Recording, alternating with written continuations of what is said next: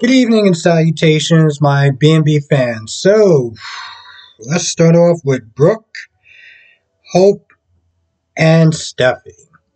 Now, Brooke thanks Steffi for her, speaking up against her brother, even though that, her parents was about to get married, she wound up doing the right thing despite her feelings for Brooke. So, her and Hope thanks her. I'm like, all right, cool. But then they spend like 2 to 3 minutes way too long talking about Taylor. Why didn't Taylor not say anything? I just don't understand. I wouldn't expect that from her. This, that, and the third. I'm like, Brooke, why don't you just take the win? Why don't you two just take the win and just move forward? What do you want her to sit there and say? Oh, you want her to apologize for her mother's actions? On top of that, she did talk, on top of that, Brooke did talk to Taylor. And they both seem like they kind of ended on somewhat of a decent note. So what the hell was the point of bringing, what was the point of bringing that to Taylor? I mean, what was the point of bringing that to Steffi about what Taylor did? Did you expect her to not defend her mother? I don't understand what was the point of even bringing up Taylor's involvement in this. You talk to Taylor. You're good. Why bring it up again for? So when everyone leaves and Brooke is still in the office for some odd reason, which I'm just like, Brooke, don't you got like an office of your own or something? But of course, Thomas was there, and Thomas is just as delusional as ever. This man walks in there and he practically is like, I have no remorse for what I did. Eventually, my dad will marry my mom, and I don't want you in our lives anymore. Point blank. Brooke is like, I can't believe what you did to me. I can't believe what you did to Hope. But it's like, it's not registering to Thomas because at this point, he's just way too far gone.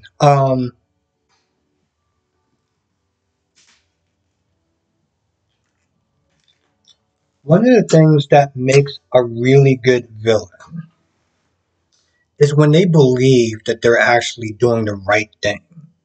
When they believe that they're in the right, those are the best and the scariest kind of villains when you really think about it. Now, Finn wound up meeting up with some guy named Detective Sanchez. He brings over Sheila's tub. He's like, yeah, no, I just want to sit there and take a look at it because he's been having this feeling for a while that something was off. And when Steffi comes in there, Steffi's like, what are you doing?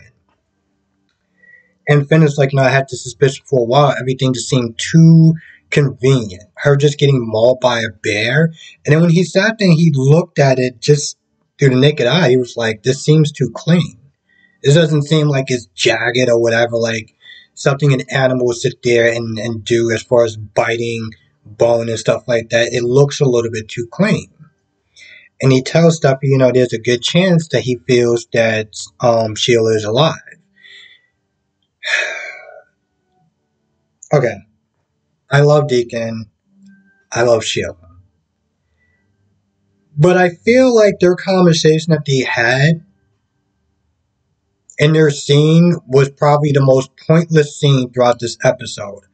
I had more fun watching Brooke and Thomas go at it because Thomas is just so delusional that he's just having fun with his craziness.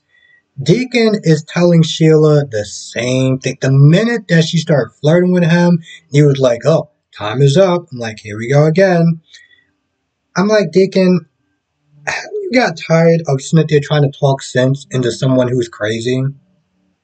You're coming at her from the wrong direction. You're coming at her from a person that makes sense.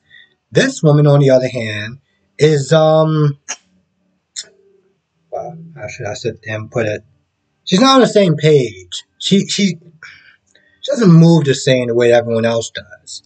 Okay? She's all like, oh, I'm going to be fine. I'm going to land on my feet. I'm going to be free. Jail can't hold me. I'm a ghost. All this other metaphors that she keeps using. And the point is, she's just like, I'm going to be fine. Everything's going to be fine. And once again, he starts cozying up to her, holding hands and laughing and joking. And I'm just like,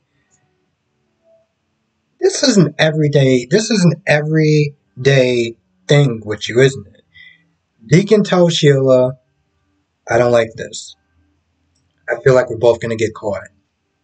You keep going outside with that mask, you're going to get caught.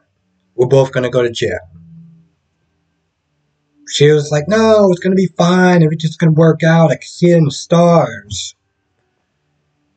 They've been having that same conversation for, I would sit there and say maybe close to 2 months, give or take, if not longer. And I think that's why, as much as I love those two, I'm just like, here we go again. The minute I saw it, I was like, here we go again. The same exact conversation that we done had, I don't know, way too many times. It doesn't go anywhere. It doesn't go anywhere because eventually Deacon just gives up and he wants to give in some form of way. If they're not making out or holding each other, they're laughing and joking and it's all fun. I mean, let's be honest. Deacon would be bored and he would be lonely.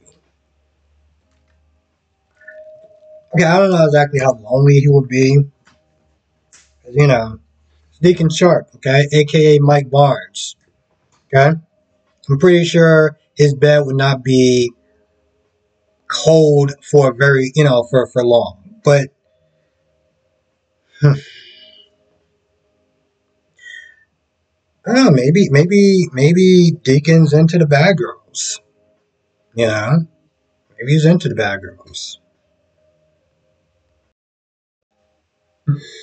So I watched all 4 of them today. And GH was still my least favorite. And it pains me to say that. Okay?